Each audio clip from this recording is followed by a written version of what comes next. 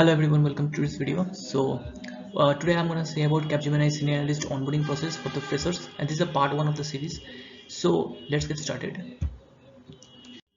So first of all, you will be receiving such a mail where it will be said that after all your college exams are completed, that your joining confirmation and for document verification you'll be given a date. I have blacked out the entire thing because they are sensitive informations, and this will be a virtual onboarding in my case. So this is how the mail will come, and there they will be saying that your joining has been confirmed and the location and timing will be given. Your onboarding will be completed virtually, so you have to confirm your interest that whether you want to join them or not, and if you reply to the same mail by a particular time, and general time is the 2 to 3 hours after your email has arrived. So be very careful because you need to check in every now and then that if there's a mail or not, because the time is very limited for you to send back and reply to them. And if you're not interested, you can do the same by replying within that same time which you has been specified. You also need to confirm that whether you have worked in Capgemini earlier or not, and you have to also confirm that all your theory and practical exams for the final year or final semester are completed, and you have no backlogs while you are replying to this email. They are basically asking for 7 semester mark sheets which are mandatory, and if you don't have 7 semester mark sheets, you can also share the online version and the actual copies of semester 1 to 6. Also, they will be giving a below table, as you can see, where you have to fill up your address, whether you have a laptop or desktop, and the RAM of the laptop or desktop, whether you have a stable internet broadband connection or not, and whether your 8 semester exams are complete or not. So while replying, make sure that you fill all these things properly. Next, what they are writing over here is that once you have onboarded, you will receive your training schedule.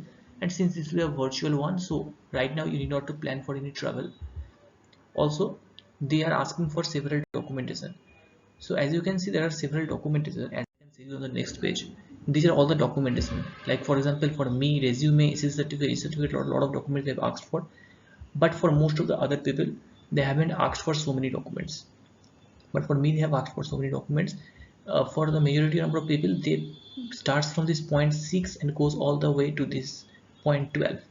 So you need to make them as it has been mentioned, and to follow the perfect nomenclature as has been said over here.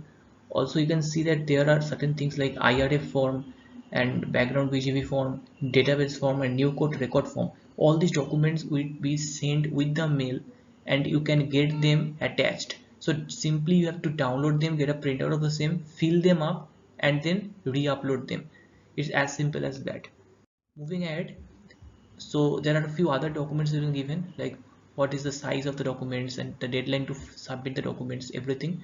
Also, you need e-Aadhaar, that is the Aadhaar generated from the website. This is mandatory for your onboarding. If you do not have e-Aadhaar, if your phone number is not registered with your Aadhaar card, then make sure that it is registered, otherwise you can face delay in your joining. And these are the various checklists which they will say that you need to have, okay, which will help you further. Also, make sure that you have a stable internet connection with webcam and your personal desktop or laptop.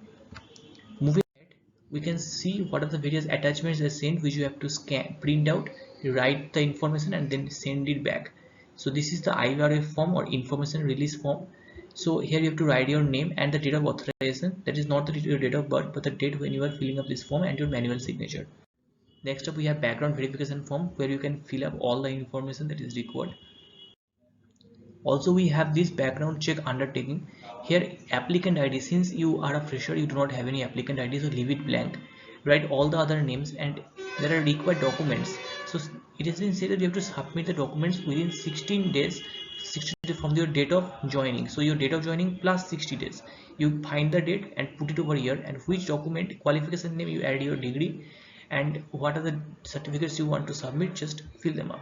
And don't do anything in these employment documents, these are for the experienced candidates. Put your signature and it's good to go.